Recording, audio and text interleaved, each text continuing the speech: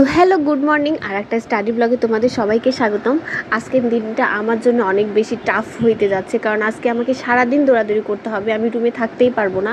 আর এখন যে গরম পড়তেছে, তো এখন বাজে হচ্ছে 6:30। আমি কোচিংয়ের পড়াটা রাতেই শেষ করে রাখছিলাম, কমপ্লিট করে রাখছি, এখন জাস্ট একটু রিভিশন দিব।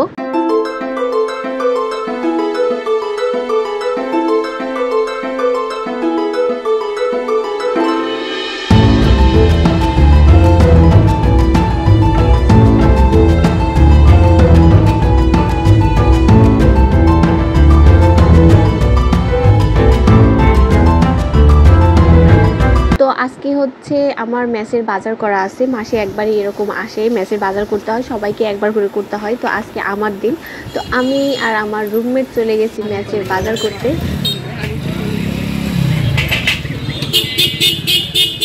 বাজার করে এসে আমি ফুল টায়ার্ড, আর এত বেশি গরম বাইরে।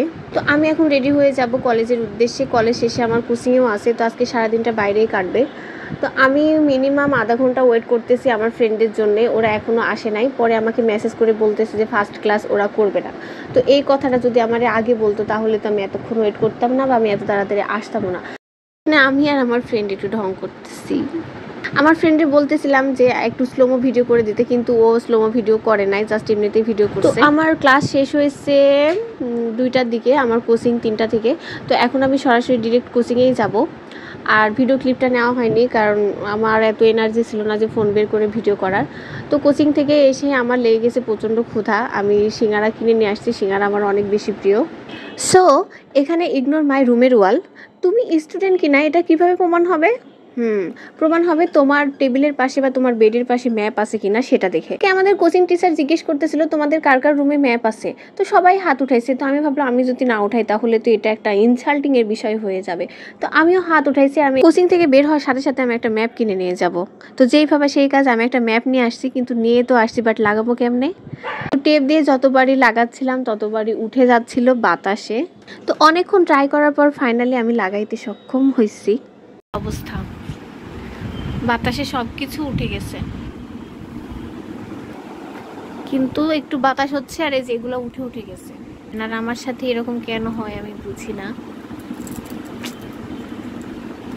এর গ্লুটাও শেষ হয়ে গেছে, এটা হচ্ছে না। তো যাই হোক, এখন আপাতত এরকমই থাক। এখন এই পুরো রুমটা গুছাবো, ক্লিন করব, তারপরে আমি পড়া শুরু করব। আর আমি যখনই পড়তে বসি তখনই উল্টাপাল্টা চিন্তা আমার মাথায় আসে। এখন মনে হয়েছে যে আমার খাতা বানাইতে হবে, কিন্তু খাতা না বানাইলেও হবে, কারণ আমার অনেকগুলো খাতা অলরেডি করা আছে। মানে তারপর আমার কেন জানি মনে হয়েছে যে খাতাটা আমি বানাই। তো আমি সুন্দর করে 2টা খাতা বানাইছি। এই খাতা বানানোর ভিডিওটা যদি তোমরা দেখতে চাও তাহলে আমাকে কমেন্ট করে জানাই দিও। তো আমি রুমটা ক্লিন করব, তারপরে পড়তে বসবো।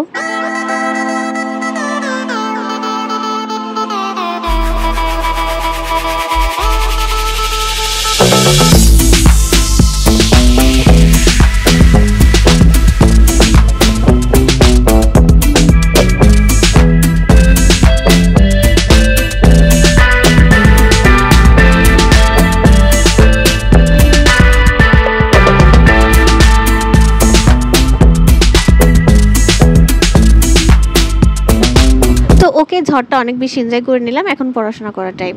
তো আমি পদার্থর যে চ্যাপ্টারটা পড়ছি ওইটা আমি নোট করব, কারণ নোট করে পড়তে আমার অনেক বেশি ভালো লাগে। তো চলো নোট করা যাক। তো নোট করা নিয়ে সবারই সবসময় একটা কনফিউশন থেকেই থাকে, একটা কোশ্চেনই ঘুরপাক খায় যে নোট আমি কিভাবে বানাবো। আশেপাশে বড় ভাইয়া আপু সবাইকে জিজ্ঞেস করি, আপু ভাইয়া আমি নোট কিভাবে তৈরি করব। এটা কিন্তু আমারও প্রবলেম যে আসলে নোট কিভাবে বানাই। তারপরে আমি ভাবলাম যে নোটটা আসলে তুমি কারো দেখে কপি করতে পারবা না, নোটটা হবে সম্পূর্ণ তোমার নিজের জন্যে। তুমি নোট কিভাবে বানাবা এটা ডিপেন্ড করবে তোমার উপরেই। তো নিজের নোটটা এমনভাবে বানাও যে তুমি ছাড়া ওই নোটটা কেউ বুঝবে না, তোমার সিক্রেট তোমার কাছে। তো নোটটাও কিন্তু একটা সিক্রেটই আমার মনে হয়, যে আমার নোট শুধু আমিই বুঝবো, অন্য কেউ বুঝবে না। তো পুরো একটা চ্যাপ্টার আগে ভালোভাবে পড়াশোনা করো, তারপরে রিভিশনের সময় তোমরা নোটটা তৈরি করো।